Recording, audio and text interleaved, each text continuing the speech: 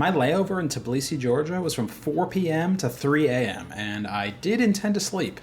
That meant I had one of my toughest challenges yet to see this new city in so short a time. Thankfully, I'm neurotic and planned out the whole thing. First task, get into the city. The choices were public bus every 30 minutes, taxis that the internet told me were scams, or rideshare app. I chose rideshare app. In Georgia, the ones you use is called Bolt. It worked, no complaints. The plan was to walk a nice circle in downtown Tbilisi. First, get dropped off and immediately eat next to my hotel. Unfortunately, all I immediately did was learn that there was a very long wait at the place I wanted to go. So I left to pick that up later. Next, walk across the river to the Holy Trinity Cathedral. Easy, right? Well, this place suffers from the affliction known as hills.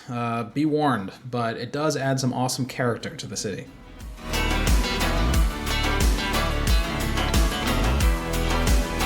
Okay, if you're doing all this walking like I am, do not underestimate the valley this city is in. Definitely a couple hundred feet of elevation gain here to walk myself up to the Trinity Church, but I think I found it.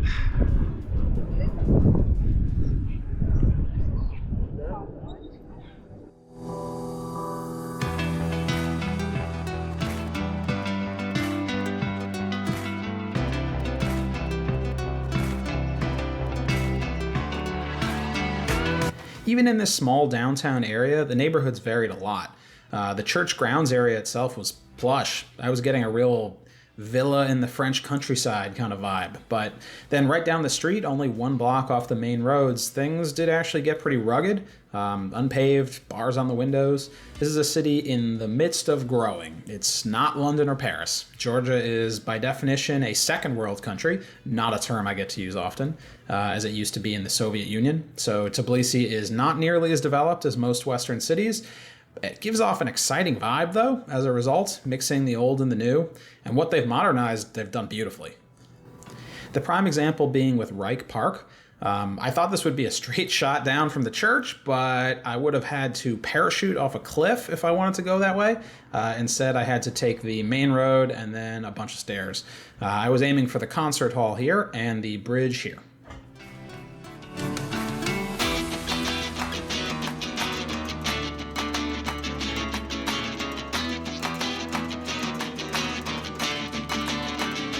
Turns out there was actually a concert in the park that day, so I listened for a bit and walked the grounds. The Rike Concert Hall is an awesome, modern piece of architecture, beautiful, like two nuclear reactor cooling towers made of metal that fell on their sides. It's not a big place, but the whole park is sculpted to be this manicured, shining representation of the future, and they really nailed it, in my opinion. I also got to continue my quest to befriend stray animals the world over. Kitty? Oh, I'm sorry. Is this your spot? Hi.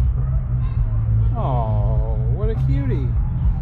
You're a wild cat though, so I don't really want to touch you. The Bridge of Peace continues the modern architecture with glass covering a metal superstructure in a weird concave shape. Concave? Convex? Whatever. I love it. It was very crowded though. The third thing I was going for in the park was the gondola, or tramway, or cable car, or whatever you want to call it. It can take you from the park all the way up to the top of the ridge on the far side of the river. Now, my biggest pro tip of this whole video is coming up here, so pay attention, since I know Tbilisi Gondola boarding information is crucial info in this day and age. Yes, you need to pay for it, but no, you do not need to stand in the giant line of people waiting at the base to buy a ticket from the guy in the little booth. The gondola ticket scanner itself has credit card tapping enabled. Just walk past everyone, tap your card, and get on. You get led off on a path lined with souvenir stores and snack vendors and whatnot, and for some reason, people with tamed birds where you can pay to take a picture. Hello.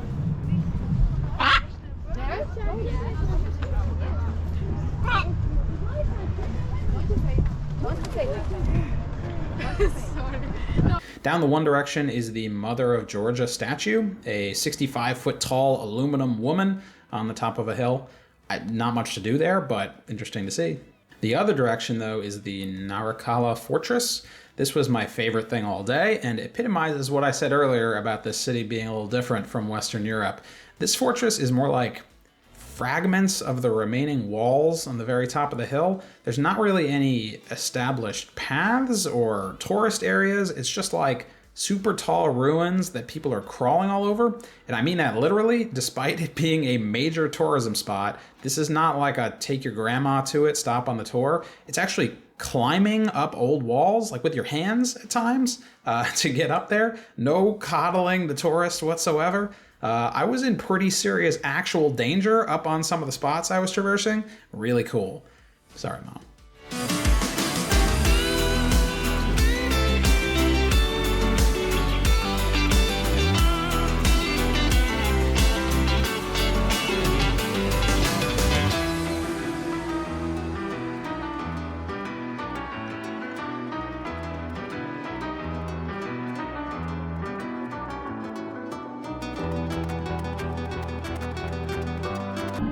That seems questionable. So this is definitely a path. But this looks like something that they didn't want us to go on. But society has spoken.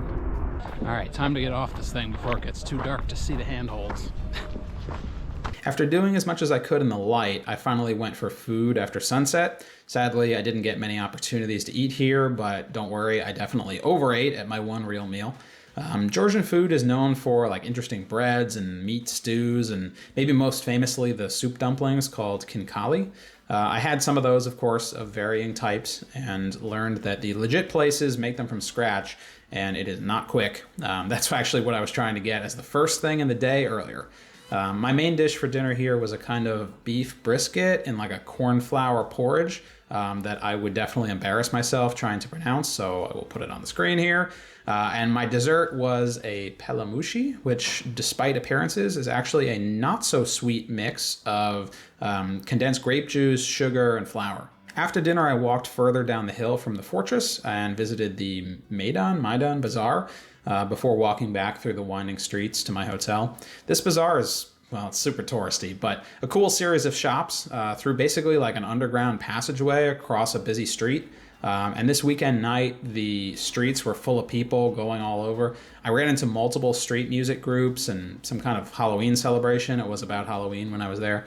And some people were in costume, and when I walked past, they started blasting the Macarena on the speakers. So I don't know what was going on there, but having fun in the streets.